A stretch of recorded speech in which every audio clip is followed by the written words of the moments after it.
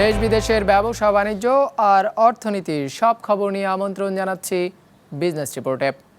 দেশে কমলো এলপি গ্যাসের দাম, 12 কেজির সিলিন্ডার বিক্রি হবে 906 টাকায়। কোভিডের ধাক্কা সামলাতে সম্প্রসারণমূলক বাজেটের পরামর্শ সিপিডির, ধনীদের উপর কর বাড়ানোর তাগিদ। 27শে রমজানের মধ্যেই বেতন বোনাস পরিশোধ করতে হবে পোশাক শ্রমিকদের, ছুটি হবে পর্যায়ক্রমে। এমন সব খবর নিয়েই আমাদের আজকের আয়োজন। আন্তর্জাতিক বাজারে দাম কমায় দেশের বাজারেও কমছে এলপি গ্যাসের দাম। এখন থেকে এলপিজির 12 কেজির সিলিন্ডার ভোক্তা পর্যায়ে বিক্রি হবে 906 টাকায়। গাড়িতে ব্যবহার হওয়া প্রতি লিটার এলপি গ্যাসের মূল্য নির্ধারণ করা হয়েছে 44 টাকা 70 পয়সা। Bangladesh energy regulatory commission BERC এই দর নির্ধারণ করে দিয়েছে। 1 মে থেকে যা কার্যকর করা হবে। ইমতিয়াজ হাসানের রিপোর্ট। গেল বছরের শেষেও বাজারে এলপি গ্যাসের 12 কেজির সিলিন্ডার বিক্রি হয়েছে 850 থেকে 900 টাকায়। আন্তর্জাতিক বাজারে মূল্য বৃদ্ধির কারণ দেখিয়ে সেই দাম 1250 টাকায় নিতে চেয়েছিল ব্যবসায়ীরা। এ নিয়ে গণশুনানির পর চলতি মাসের দ্বিতীয় সপ্তাহে 12 কেজির এলপি গ্যাসের মূল্য 975 টাকা বেঁধে দেয় Bangladesh energy regulatory commission BERC.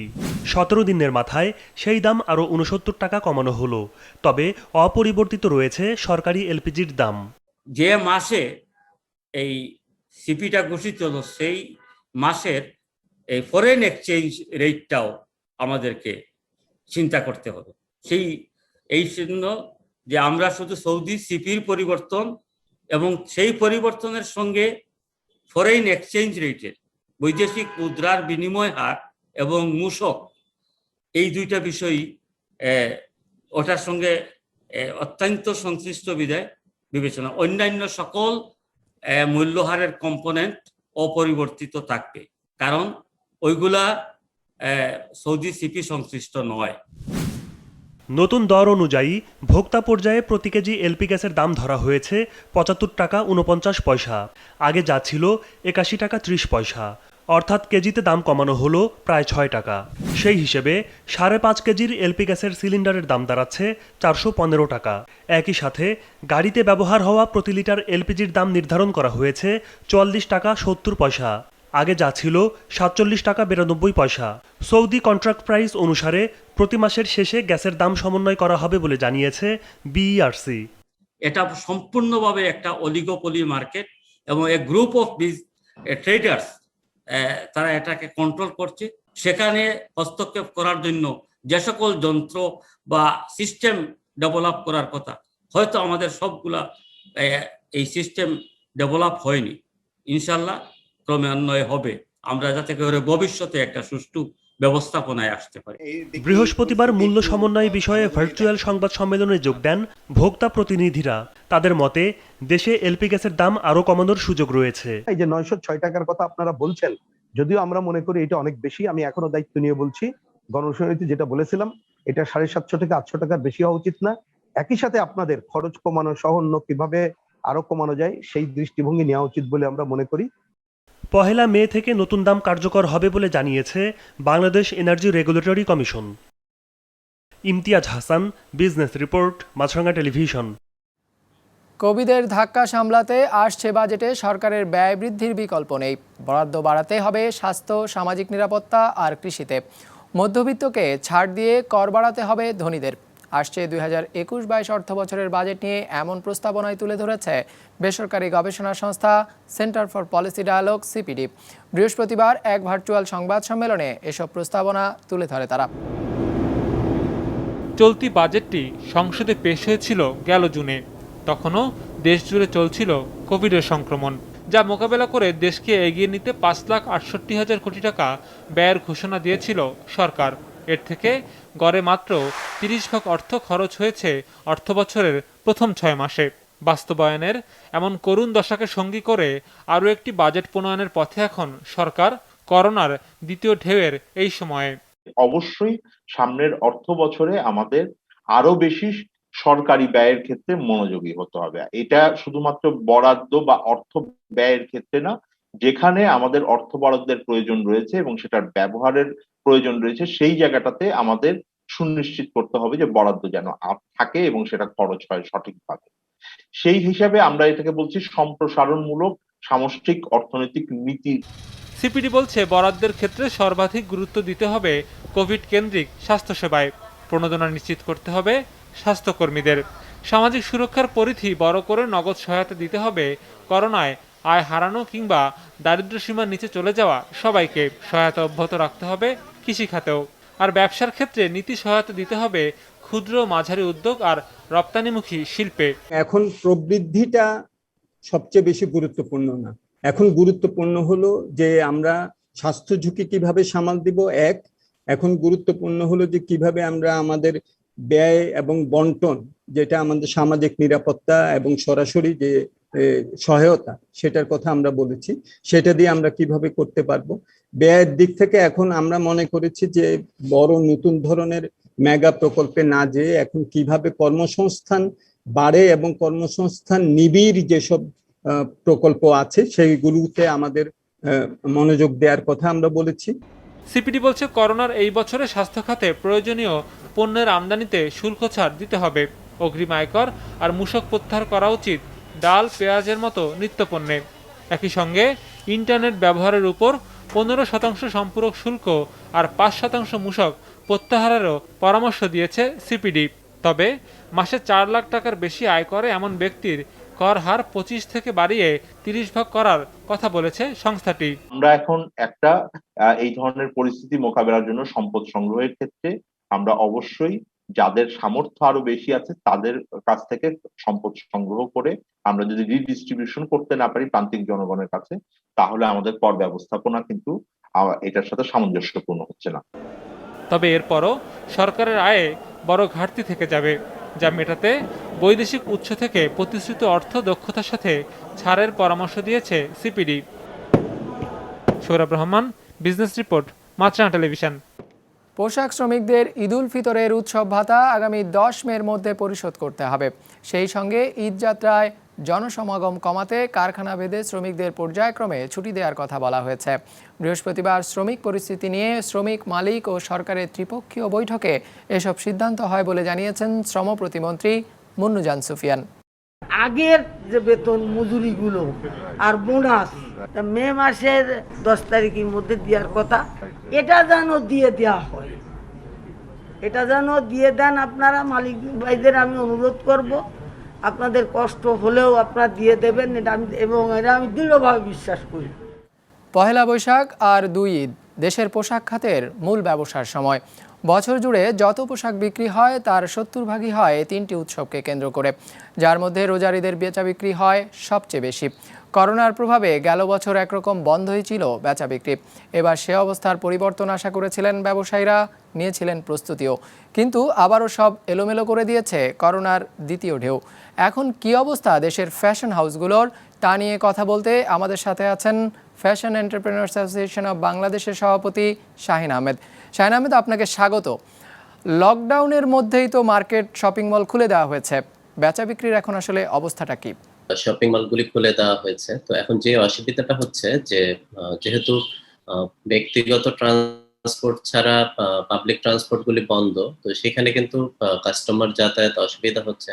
Customer আমরা যেরকম আশা করছি সেরকম কাস্টমার কিন্তু আসছেন না। এইসব কারণে ঠিক একটা স্বাভাবিক সময় রমজানে যে বিক্রি হয় সেটা হচ্ছে না। এমনিতে এই ধরনের শোরুমগুলি আপনারা জানেন কিনা যে সারা বছরে যা বিক্রি হয় সব মাসে কিন্তু আমাদের লাভজনক থাকে না, যে অনেকগুলি মাস থাকে যেখানে কিছু লস হয়, কিছু মাস থেকে সমান সমান থাকে, এবং রমজান, বৈশাখ বা ঈদ এই ধরনের উৎসবগুলি থেকেই কিন্তু বিক্রি করে এটাকে সামঞ্জস্য করা হয়, যে সমন্বয় করা হয়। তো আর রোজার মাস তো প্রায় অর্ধেকই শেষ, বাকি সময়ে আসলে কেমন ব্যবসা আশা করছেন আপনারা? দ্বিতীয় যে 15 দিন সেখানে আমরা স্বাভাবিক সময় হলে হয়তো বা আমাদের টোটাল বিক্রির যে টার্গেট ছিল সেটা 60 ভাগ বিক্রি করতে পারতাম, কিন্তু এখন যে সময়, একটা হলো যে আমরা জানি যে এই সময়টা স্বাভাবিক না, তো এই কারণে হয়তো বা আমরা ধরে নিচ্ছি যে বিক্রি কিছুটা কম হবে। আবার সময়ের যে বিষয় যে সকাল 10টা থেকে রাত 8টা, আসলে দেখা যায় যে রমজান মাসে আমাদের বিক্রির একটা বড় অংশ যে রাত 8টার পরে হয়, সেটা হলো যারা তারাবি নামাজ পড়েন, অনেকে তারাবি নামাজের পরে মার্কেটে আসেন। তো দেখা যায় যে শেষ 15 দিন এবং বিশেষ করে লাস্টের 10 দিন তো রাত 2টা 3টা পর্যন্ত শপিং মলগুলি খোলা থাকে। তো এই যে সবকিছু মিলে যেই বাধাটা তৈরি হচ্ছে তাতে আমার ধারণা যে আমরা হয়তো বা টোটাল বিক্রির 30 থেকে, যদি মনে হয় যে সামনের দিনগুলো যদি ভালো হয় তাহলে টোটাল বিক্রির হয়তো বা 30 থেকে 35% বিক্রি হতে পারে। করোনা তো 1 বছরের বেশি সময় ধরে চলছে, যার প্রভাবে গেল বছর আপনারা ঠিক ব্যবসা করতে পারেননি ভালো করে। এবার আপনাদের পরিকল্পনা কি ছিল, আর সেটাকে ঘিরে আপনাদের বিনিয়োগ বা প্রস্তুতি কেমন হয়েছে? গত বছর যেহেতু বৈশাখ এবং রমজানি দুইটা করতে পারেনি, তো ওইখানকার অনেক পোশাক তো আমাদের কাছে ছিল এবং সারা বছর হয়তো আমরা অল্প অল্প বিক্রি করেছি। এবং আমরা সবাই যে খুব বেশি প্রোডাক্ট নতুন করে তৈরি করেছি এরকম না, অনেকের কাছে অনেক প্রোডাক্ট ছিল, অনেকে আবার শেষ মুহূর্তে এসে মনে হলো যেহেতু একটা স্বাভাবিক সময় হতে যাচ্ছে তাহলে কিছু আবার নতুন করে ইনভেস্ট করেছে। করোনার এই সময়েও অনলাইনে আপনারা পণ্য বেচা বিক্রি করেছেন, সেটার পরিমাণটা কেমন, আর এটি দিয়ে আসলে ব্যবসা কতটা টিকিয়ে রাখা যাবে? অনলাইনে আমাদের এখানে অনেকদিন ধরে আমরা বিক্রি করলেও কিন্তু অনলাইনে বিক্রি কিন্তু অত বেশি ছিল না, খুবই সামান্য ছিল, তো কাস্টমারের আস্থার জায়গাটাও কিন্তু ওইভাবে তৈরি হয়নি। যেটা আপনারা সবসময় বলে আসছেন যে ক্ষুদ্র উদ্যোক্তাদের অবস্থা খুব একটা ভালো নয়, তো করোনার প্রভাবে অনেক ক্ষুদ্র উদ্যোক্তা তাদের ব্যবসাও গুটিয়ে নিয়েছেন। এই সংখ্যাটি আসলে কেমন, আর ব্যবসায়ীদের জন্য সরকার তো অনেক সহায়তা দিয়েছে, আপনারা সেটির কতটুকু পেয়েছেন? আসলে সবার অবস্থাই ভালো না, যে আপনি ক্ষুদ্র মাঝারি কিংবা বড় যাদের কথাই বলেন না কেন, কেউ যে এখনই ওরকম হারে ব্যবসা বন্ধ করে দিয়েছে ওরকম না, সবাই এখনো ধরে রেখেছে। কারণ অনেকেরই তো এটা একমাত্র কি বলা যায় কাজ, যে আমি এই বিজনেসটা করি কিংবা এটার সাথে জড়িত। তো ঠিক এই মুহূর্তে যে কেউ এটা ছেড়ে দিয়েছে ওরকম সংখ্যাটা তেমন উল্লেখযোগ্য না, কিন্তু সবাই কষ্ট করছে এই সময়টার জন্য, সবাই ভাবছে যে সামনে নিশ্চয়ই ভালো দিন আসবে। আসলে এইবারই আমরা ভাবছিলাম যে আমরা একটু স্বাভাবিক অবস্থায় ফিরতে পারবো, তো সেটা যাই হোক, করোনা যেহেতু ভয়াবহতা আবার বাড়লো, এটা আমাদের হয়নি, কিন্তু সামনের দিনের অপেক্ষা কিন্তু সবার মধ্যেই আছে। আর গভর্নমেন্ট যে প্রণোদনা দিয়েছেন, যে ব্যাংকের মাধ্যমে যে 4% সুদে যে আমাদেরকে যে ইয়াটা দিয়েছেন, ব্যাংকের মাধ্যমে যে লোনটা দিয়েছেন, সেটা কিছু কিছু হাউস পেয়েছে, অনেকেই হয়তো বা পায়নি। তো এটার সংখ্যাটা আমার কাছে জানা নেই, তবে ক্ষুদ্র উদ্যোক্তাদের জন্য এখন নতুন করে আবার একটা এসএমই ফাউন্ডেশন একটা স্কিম ব্যবস্থা করছে, তো আমার মনে হয় সেটা যদি পায় তাহলে তাদের জন্য খুব ভালো।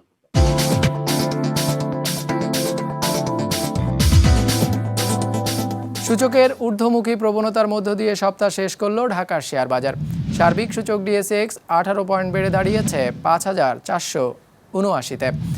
লেনদেন হয়েছে মোট 1,172 কোটি টাকার।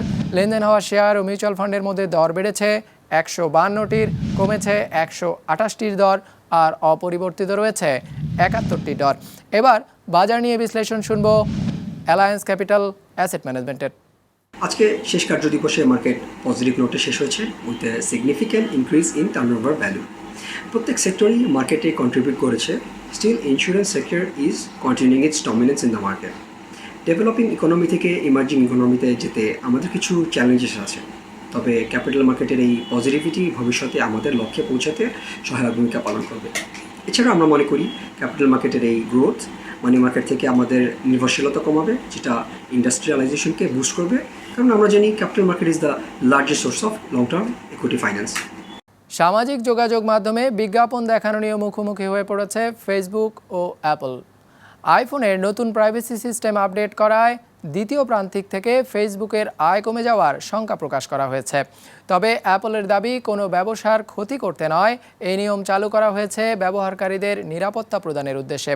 বিস্তারিত ডেস্ক রিপোর্টে। বিশ্বজুড়ে করোনা সংক্রমণ ছড়িয়ে পড়ার পর থেকে সামাজিক যোগাযোগ মাধ্যমের ব্যবহার আরও বেড়েছে, আর তাই বিজ্ঞাপন বাজারের বড় অংশটি এখন তাদের দখলে, যার ব্যতিক্রম দেখা যায়নি চলতি বছরের প্রথম 3 মাসেও। এই সময়ে শীর্ষ সামাজিক যোগাযোগ মাধ্যম ফেসবুক আয় করেছে প্রায় $26 বিলিয়ন, যা প্রত্যাশার চেয়েও প্রায় 2.5 বিলিয়ন বেশি।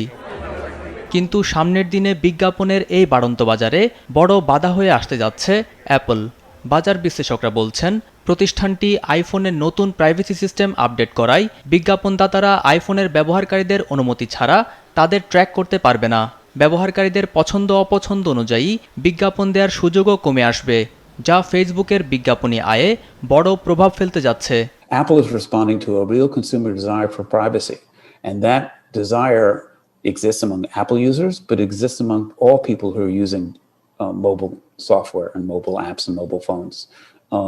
So they're the first of many that are going to make this transition to better protecting privacy while enabling advertisers to understand what they're doing without the individuality of knowing exactly what a person's specific behavior is. যদিও অ্যাপলের দাবি কারো ব্যবসায় ক্ষতি করার জন্য নয়, বরং iPhone ব্যবহারকারীদের নিরাপত্তা দেওয়ার উদ্দেশ্যেই এই নিয়ম চালু করেছে প্রতিষ্ঠানটি। In the earlier days of advertising, you only knew certain people were watching television. You didn't know who was behind the television screen. You just knew that people were tuning into the show or the ads. Digital has made it easy to track exactly who is watching your ad and what else are they doing and what are they buying and how are they behaving.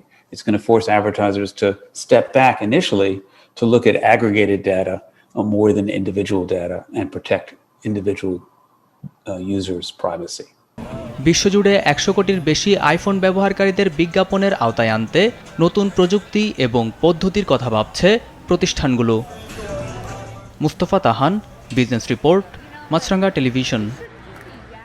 দর্শক, আমাদের যে কোনো পর্ব নিজেদের সুবিধাজনক সময়ে দেখতে subscribe করুন বিজনেস রিপোর্টের অফিসিয়াল ইউটিউব চ্যানেল। ফেসবুক পেজে লাইক দিয়ে আপডেট থাকুন ব্যবসা বাণিজ্যের আলোচিত সব ঘটনা সম্পর্কে। আর আপনাদের মতামত জানান ইনবক্সে। আজ এটুকুই, বিদায় নিচ্ছি, ভালো থাকবেন।